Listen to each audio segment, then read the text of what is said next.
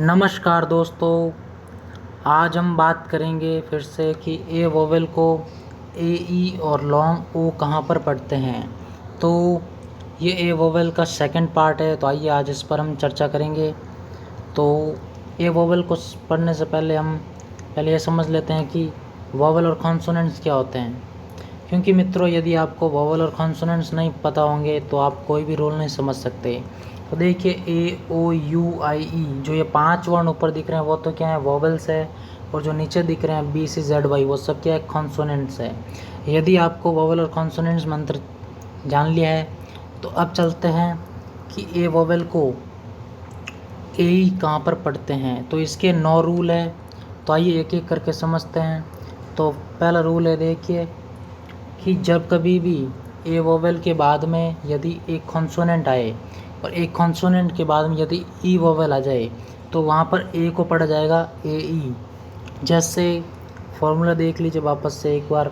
याद क्या रखना है कि ए वोवेल से पहले कुछ भी हो, वो मतलब कि वोवेल हो या फिर कॉन्सोनेंट हो, ए वोवेल से पहले कुछ भी हो और ए वोवेल के बाद में यदि एक कॉन्सोनेंट आ जाए कोई भी, और उसके बाद में यदि ई वोवेल आ जाए और ई के बाद में कुछ नहीं हो, तो ऐसी कंडीशन में ए का उच्चारण होगा ए ई। जैसे उदाहरण देखिए नीचे, जैसे height, game, square, make, page, flame. तो यहाँ पर देख सकते हैं कि ए का उच्चारण यहाँ पर क्या है, ए ई। तो आपको याद क्या रखना है कि ए से पहले कुछ भी हो, कॉन्सोनेंट हो या फिर वोवेल हो, लेकिन ए वोवेल के बाद में क्या हो, एक कॉन्सोनेंट हो और उसके बाद में ई वोवेल हो, तो वहाँ पर ई का मतलब कि ए का उच्चारण क्या होगा, ए ई, और ई के बाद में कुछ नहीं हो। तो याद रखना यही। तो अब चलते हैं नेक्स्ट रूल की तरफ। तो देखिए इसका सेकंड रूल कि जब कभी भी कोई कॉन्सोनेंट आए उसके बाद में क्या है, ए वोवेल आए, ए के बाद में ए वोवेल के बाद में क्या है, वाई कॉन्सोनेंट, तो ऐसी कंडीशन में ए का उच्चारण होगा ए ई। जैसे फॉर्मूला याद रखिए वापस से। फॉर्मूला क्या याद रखना आपको कि कॉन्सोनेंट से पहले कुछ भी हो या फिर नहीं हो, एक कॉन्सोनेंट आए उससे पहले कुछ हो या नहीं हो, कॉन्सोनेंट के बाद में ए वोवेल आए और ए के बाद में क्या है, वाई कॉन्सोनेंट, और वाई के बाद में कुछ नहीं हो, तो वहाँ पर ए का उच्चारण होगा ए ई। जैसे लेई, स्टेई, मेई, डिकेई। तो यहाँ पर देख सकते हैं कि ए का उच्चारण क्या है, यहाँ पर ए ई। तो याद रखना है कि आपको याद क्या रखना है कि कोई भी कॉन्सोनेंट हो, एक उससे पहले कुछ भी हो या नहीं हो, जैसे एस डी सी, कॉन्सोनेंट से पहले कुछ भी हो या नहीं हो, और कॉन्सोनेंट के बाद में ए वोवेल हो, ए के बाद में वाई कॉन्सोनेंट हो और वाई के बाद में कुछ नहीं हो, तो ऐसी जहाँ पर भी ऐसा कुछ होगा तो वहाँ पर ए का उच्चारण होगा ए ई। अब चलते हैं इसके थर्ड रूल की तरफ। तो देखिए जब कभी भी ए वोवेल आए और ए वोवेल के बाद में यदि टी आई ओ एन या T I E N suffix, इन दोनों में से कोई भी एक सफिक्स आए ए के बाद में, तो वहाँ पर ए का उच्चारण होगा ए ई। जैसे फॉर्मूला देख लीजिए वापस से एक बार। याद क्या रखना है कि ए से पहले कुछ भी हो, कॉन्सोनेंट हो या फिर वोवेल हो, कुछ भी हो ए वोवेल से पहले, और ए के बाद में क्या हो, टी आई ओ एन या फिर टी आई ई एन, इन दोनों में से कोई भी एक सफिक्स हो और उनके बाद में कुछ हो या फिर नहीं हो, तो ऐसी कंडीशन में ए का उच्चारण होगा ए ई। जैसे उदाहरण देखिए, जैसे application, patient, association, location, patience, national. तो यहाँ पर देख सकते हैं कि ए का उच्चारण क्या है, यहाँ पर ए ई है, लेकिन कहीं कहीं पर लोग इनका उच्चारण गलत कर लेते हैं, पर वास्तविक उच्चारण यही है कि जहाँ पर भी यदि ए वोवेल आए और ए के बाद में यदि टी आई ओ एन आए या फिर टी आई ई एन, इन दोनों में से कुछ भी आए और उनके बाद में कुछ भी हो या फिर नहीं हो, तो ऐसी कंडीशन में ए का उच्चारण होता है ए ई। तो यदि आपने ये समझ लिया तो अब चलते हैं इसके नेक्स्ट रूल यानी कि फोर्थ रूल की तरफ। तो देखिए कि जब कभी भी ए वोवेल के बाद में ए वोवेल आए और ए वोवेल के बाद में यदि टी या जे, इन दोनों में से कोई भी एक कॉन्सोनेंट आए, इन दोनों में से कोई भी एक कॉन्सोनेंट के बाद में यदि क्या है, ओ आर सफिक्स हो, तो ऐसी कंडीशन में ए का उच्चारण होगा ए ई। जैसे फॉर्मूला देखिए वापस से, याद क्या रखना है कि ए वोवेल से पहले कुछ भी हो, मतलब कुछ भी हो, वोवेल हो या फिर कॉन्सोनेंट हो, और ए के बाद में टी या फिर जे, इन दोनों में से कोई एक कॉन्सोनेंट हो, इन दोनों के बाद में ओ आर कॉन्सोनेंट मतलब ओ आर सफिक्स जरूर हो, तो एस, और उसके बाद में कुछ नहीं हो, तो ऐसी कंडीशन में ए का उच्चारण होगा लॉन्ग, सॉरी दोस्तों, ए ई होगा। क्या होगा? ए ई। जैसे मेजर, क्रिएटर, इनवेटर, इनोवेटर और एजुकेटर। तो यहाँ पर देख सकते हैं कि ए का उच्चारण क्या है, यहाँ पर ए ई है। तो आपको याद क्या रखना है कि जहाँ पर भी ए से पहले कुछ भी और ए के बाद में एक कॉन्सोनेंट हो, कौन सा? टी या जे में से, जैसे यहाँ जे और यहाँ पर टी है, और उनके बाद में ओ आर सफिक्स हो और उसके बाद में कुछ नहीं हो, तो ऐसे ही जहाँ पर भी ऐसा कुछ होगा वहाँ पर ए को पढ़ा जाएगा ए ई। अब चलते हैं इसके फिफ्थ रूल की तरफ। तो देखिए, जब कभी भी ए वोवेल के बाद में यदि एस टी कॉन्सोनेंट आ जाए, ए वोवेल के बाद में यदि एस टी कॉन्सोनेंट हो और एस टी कॉन्सोनेंट के बाद में यदि ई वोवेल आ जाए, तो वहाँ पर ए का उच्चारण होगा ए ई। जैसे फॉर्मूला देखिए वापस से, याद क्या रखना है कि ए से पहले कोई कॉन्सोनेंट हो या फिर कुछ भी ना हो, ए से पहले या तो कॉन्सोनेंट हो या फिर कुछ भी नहीं हो, और ए के बाद में क्या हो? एस टी कॉन्सोनेंट हो, एस टी कॉन्सोनेंट के बाद में क्या हो? ई वोवेल हो, ई के बाद में कुछ नहीं हो, तो ऐसी कंडीशन में ए का उच्चारण होगा ए ई। जैसे देखिए यहाँ पर उदाहरण में, जैसे एस्ट, एस्ट, टेस्ट, चेस्ट, पेस्ट, तो यहाँ पर देख सकते हैं कि ए का उच्चारण क्या है, यहाँ पर ए ई है। तो यहाँ आपको याद क्या रखना है कि ए से पहले कुछ भी, ए से पहले कॉन्सोनेंट हो या फिर कुछ भी नहीं हो, और ए के बाद में क्या हो? एस टी कॉन्सोनेंट हो, एस और टी, एस टी कॉन्सोनेंट हो, और उसके बाद में ई वोवेल हो, ई के बाद में कुछ नहीं हो, तो जहाँ पर भी ऐसी कंडीशन होगी वहाँ पर ए का उच्चारण होगा ए ई। जैसे टेस्ट, पेस्ट, चेस्ट। तो अब चलते हैं इसके नेक्स्ट रूल यानी कि छठे रूल की तरफ। तो देखिए, जहाँ कहीं पर भी यदि ए वोवेल आए और ए के बाद में यदि टी यू आर सफिक्स हो, तो वहाँ पर ए का उच्चारण होगा ए ई। जैसे फॉर्मूला देखिए वापस से, याद क्या रखना है? ए से पहले कुछ भी हो और ए के बाद में टी यू आर सफिक्स हो और उसके बाद में कुछ भी नहीं हो, तो वहाँ पर ए का उच्चारण होगा ए ई। जैसे नेचर, क्रिएचर, सिग्नेचर, लिटरेचर। तो यहाँ पर देख सकते हैं कि ए का उच्चारण क्या है, यहाँ पर ए ई है। याद क्या रखना है? ए से पहले कुछ भी और ए के बाद में टी यू आर सफिक्स हो और उसके बाद में कुछ भी नहीं हो, तो ऐसी कंडीशन में ए का उच्चारण होगा ए ई। अब चलते हैं इसके सेवन्थ रूल की तरफ। तो देखिए, जब कभी भी कॉन्सोनेंट के बाद में कोई भी कॉन्सोनेंट, उसके बाद में यदि ए वोवेल आए और ए वोवेल के बाद में यदि एक कॉन्सोनेंट आ जाए, तो और उस कॉन्सोनेंट के बाद एक कॉन्सोनेंट के बाद में क्या हो? वाई हो कॉन्सोनेंट के बाद में, तो वहाँ पर ए का उच्चारण होगा ए ई। जैसे फॉर्मूला याद रखिए कि कॉन्सोनेंट से पहले कुछ भी हो या फिर नहीं हो, और कॉन्सोनेंट के बाद में क्या हो? ए वोवेल हो, ए वोवेल के बाद में एक कॉन्सोनेंट हो और उस कॉन्सोनेंट के बाद में वाई हो और वाई के बाद में कुछ नहीं हो, तो ऐसी कंडीशन में ए का उच्चारण होगा ए ई। जैसे लेडी, लेजी, नेवी और मेटी। तो यहाँ पर देख सकते हैं कि ए का उच्चारण क्या है, यहाँ पर ए ई है। याद क्या रखना है कि एक कॉन्सोनेंट उसके बाद में ए वोवेल हो, ए के बाद में एक कॉन्सोनेंट हो, उसके बाद में वाई हो और वाई के बाद में कुछ नहीं हो, तो ऐसी जहाँ पर भी कंडीशन होगी वहाँ पर ए का उच्चारण होगा ए ई। अब चलते हैं इसके एट्थ रूल की तरफ। तो देखिए, जब कभी भी ए वोवेल के बाद में यदि एन कॉन्सोनेंट हो, एन कॉन्सोनेंट के बाद में जी कॉन्सोनेंट हो, क्या हो? जी कॉन्सोनेंट, और उसके बाद में क्या हो? ई वोवेल हो, तो ऐसी कंडीशन में ए का उच्चारण होगा ए ई। जैसे फॉर्मूला देखिए वापस से, याद क्या रखना? ए से पहले कोई कॉन्सोनेंट हो या फिर कुछ भी नहीं हो, ए से पहले, और ए के बाद में क्या हो? एन कॉन्सोनेंट, एन के बाद में जी कॉन्सोनेंट और जी के बाद में ई वोवेल और उसके बाद में कुछ भी हो या नहीं हो, तो ऐसी कंडीशन में ए का उच्चारण होगा ए ई। और एक बात और याद रखनी है कि वहाँ पर जी का उच्चारण भी क्या होना चाहिए? ज होना चाहिए, तो वहाँ पर ए को, तभी वहाँ पर ए को पढ़ा जाएगा ए ई। जहाँ पर भी मतलब ऐसी कंडीशन होगी और जी का उच्चारण क्या होगा? झा होगा, तो वहाँ पर ए का उच्चारण होगा ए ई। जैसे फॉर्मूला याद रख लिया। अब देखिए उदाहरण, जैसे डेंजर, रेंजर, एक्सचेंज, एजेंट। तो यहाँ पर देख सकते हैं कि यहाँ पर सभी जगह क्या है? जी, जे का मतलब जी का उच्चारण क्या है, झ है। और ये फॉर्मूला याद क्या रखना है कि ए से पहले कोई कॉन्सोनेंट हो या नहीं हो। जैसे ए से पहले कुछ नहीं, यहाँ पर ए से पहले डी कॉन्सोनेंट है, और ए के बाद में क्या हो, एन और जी कॉन्सोनेंट हो, उसके बाद में ई वोवेल हो, उसके बाद में कुछ भी हो या नहीं हो, तो ऐसी कंडीशन में ए का उच्चारण होगा ए ई, और वहाँ पर जी का उच्चारण क्या होना चाहिए, झ होना चाहिए। जैसे यहाँ रेंजर में झ है, एजेंट में झ है, एक्सचेंज में क्या है, झ है, तो यहाँ पर ऐसी कंडीशन में ए का उच्चारण होगा ए ई। अब चलते हैं इसके 9th रूल की तरफ।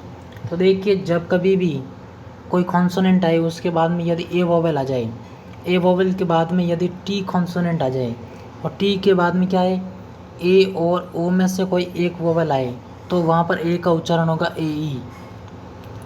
जैसे फॉर्मूला देखिए वापस से, याद क्या रखना है कि कॉन्सोनेंट से पहले कुछ भी हो या फिर नहीं हो, और कॉन्सोनेंट के बाद में ए वोवेल हो, ए के बाद में क्या हो, टी कॉन्सोनेंट, क्या हो, टी कॉन्सोनेंट, और टी के बाद में क्या हो, ए या ओ में से कोई एक वोवेल हो, और उसके बाद में कुछ नहीं हो, तो ऐसी कंडीशन में ए का उच्चारण होगा ए ही।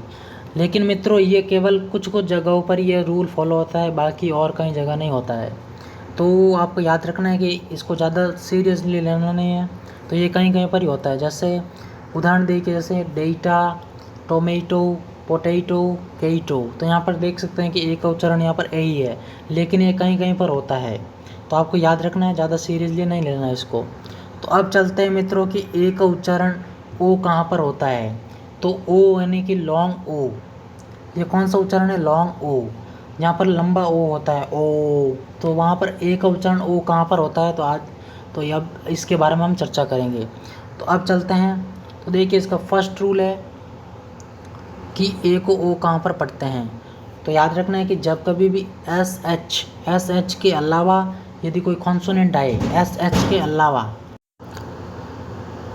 तो मित्रों आपको याद कर रखना है कि एस एच के अलावा कॉन्सोनेंट हो या फिर नहीं हो, या तो एस एच के अलावा कॉन्सोनेंट हो या फिर एस एच के अलावा कॉन्सोनेंट नहीं हो, या फिर कोई कॉन्सोनेंट हो ही नहीं, और उसके बाद में क्या हो, ए वोवेल हो, क्या हो, ए वोवेल, और ए वोवेल के बाद में क्या हो, डबल एल हो, डबल एल कॉन्सोनेंट हो, तो वहाँ पर ए का उच्चारण क्या होगा, लॉन्ग ओ होगा।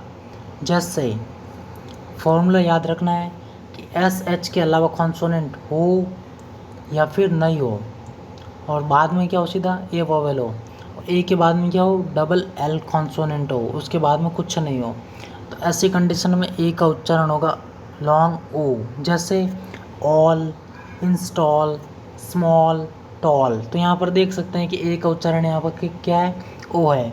याद क्या रखना है कि ए से पहले एस एच के अलावा कॉन्सोनेंट हो या फिर नहीं हो, कुछ भी, कोई कॉन्सोनेंट भी नहीं हो, जैसे यहाँ पर ए से पहले नहीं है, और ए के बाद में क्या हो, डबल एल कॉन्सोनेंट हो, डबल एल कॉन्सोनेंट हो, और उसके बाद में कुछ नहीं हो, तो ऐसी कंडीशन में ए का उच्चारण होगा, उच्चारण क्या होगा, लॉन्ग ओ होगा।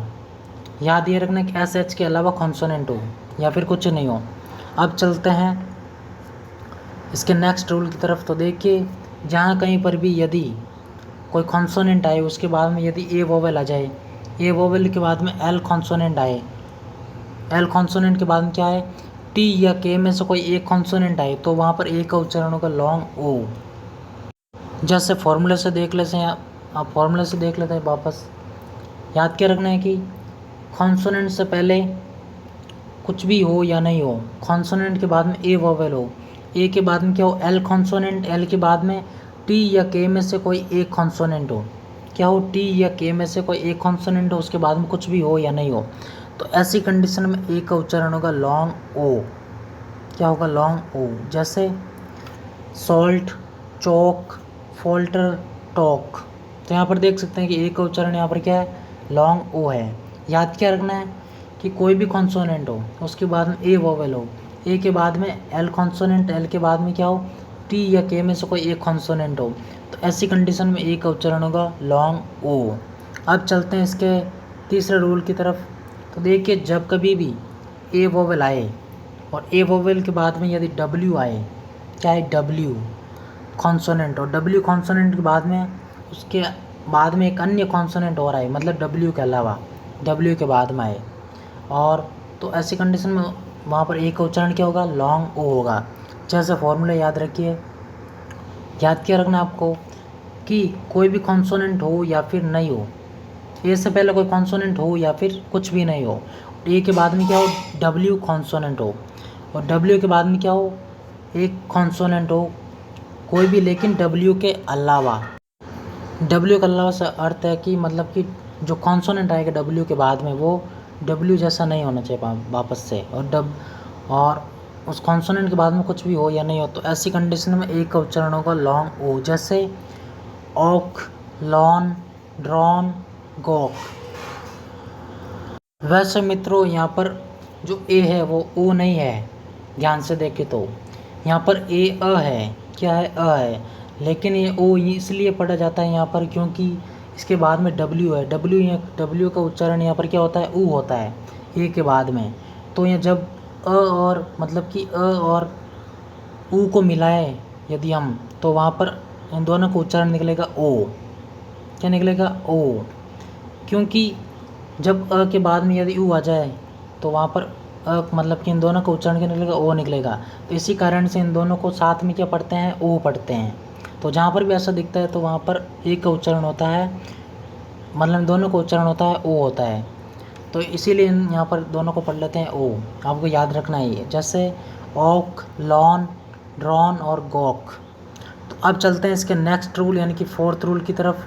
तो देखिए, जब कभी भी यदि डब्ल्यू के अलावा क्या, डब्ल्यू के अलावा कॉन्सोनेंट आए कोई भी, डब्ल्यू के अलावा, उसके बाद में ए वोवेल आ जाए और ए वोवेल के बाद में डब्ल्यू कॉन्सोनेंट आए, तो ऐसी कंडीशन में ए का उच्चारण होगा लॉन्ग ओ। जैसे फॉर्मूला याद रखना है कि डब्ल्यू के अलावा कॉन्सोनेंट, उससे पहले कुछ भी हो या नहीं हो, डब्ल्यू के अलावा कॉन्सोनेंट हो कोई भी हो और उसके बाद में ए वोवेल हो, ए के बाद में डब्ल्यू कॉन्सोनेंट और डब्ल्यू के बाद में कुछ नहीं हो, तो ऐसी कंडीशन में ए का उच्चारण होगा लॉन्ग ओ।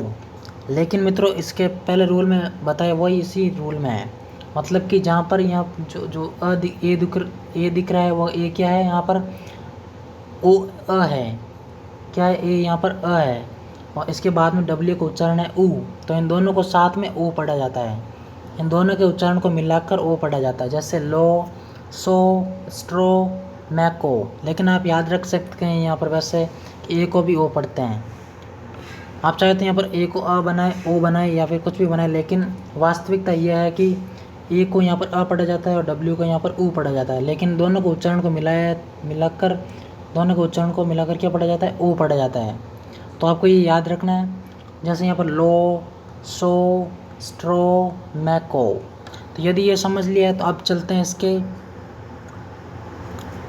फिफ्थ रूल की तरफ। तो देखिए, जब कभी भी ए वोवेल के बाद में यदि एल कॉन्सोनेंट आए और एल के बाद में क्या है, प्रीपोजिशन, क्या है, प्रीपोजिशन या फिर वर्ब, इन दोनों में से कोई एक आए और तब वहाँ पर ए को क्या पढ़ा जाएगा, लॉन्ग ओ पढ़ा जाएगा। जैसे फॉर्मूला याद रखिए, क्या कि ए से पहले कुछ भी नहीं हो, ए से पहले कुछ भी नहीं हो, ए के बाद में क्या हो, एल कॉन्सोनेंट, एल के बाद में क्या हो, प्रीपोजिशन हो या फिर वर्ब हो, इन दोनों में से कोई एक हो, उसके बाद में कुछ भी हो या नहीं हो, तो ऐसी कंडीशन में ए का उच्चारण क्या होगा, लॉन्ग ओ होगा। जैसे उदाहरण में देखिए, जैसे ऑलमोस्ट, ऑलरेडी, ऑल्सो, ऑल्टर।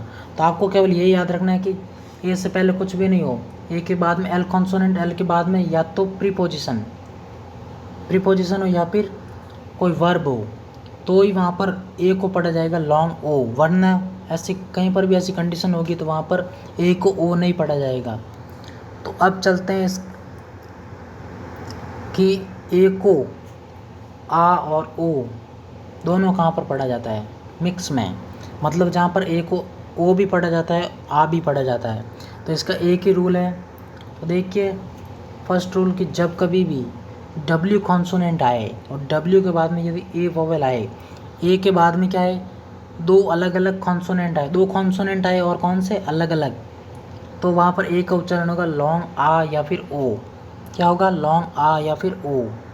जैसे फॉर्मूला देखिए कि डब्ल्यू से पहले या तो कुछ भी हो या फिर नहीं हो, और डब्ल्यू के बाद में क्या हो, ए वोवेल हो, ए के बाद में क्या हो, दो अलग अलग कॉन्सोनेंट हो कोई भी, लेकिन दो अलग अलग होने चाहिए। उसके बाद में भले कुछ भी हो या नहीं हो, तो ऐसी कंडीशन में W होने पर ए का उच्चारण क्या होगा, यहाँ पर ओ भी हो सकता है और आ भी हो सकता है। जैसे warn warn, watch watch, walk walk और स्वान स्वॉर्न, इन दोनों में से कोई भी उच्चारण हो सकता है ऐसी कंडीशन होने पर। जहाँ पर भी W दिखे और W के बाद में ए वोवेल दिखे और ए के बाद में दो अलग अलग कॉन्सोनेंट, तो ऐसी कंडीशन में W के होने पर ए का उच्चारण क्या होगा, यहाँ पर ओ भी होगा और आ भी होगा। तो याद रखिए। तो यदि आपने ये रूल समझ लिए हैं तो मित्रों अब मिल लेंगे हम अगले इसके थर्ड पार्ट के साथ। तो नमस्कार मित्रों, मिलते हैं इसके सेकंड पार्ट के साथ। तब तक के लिए नमस्कार।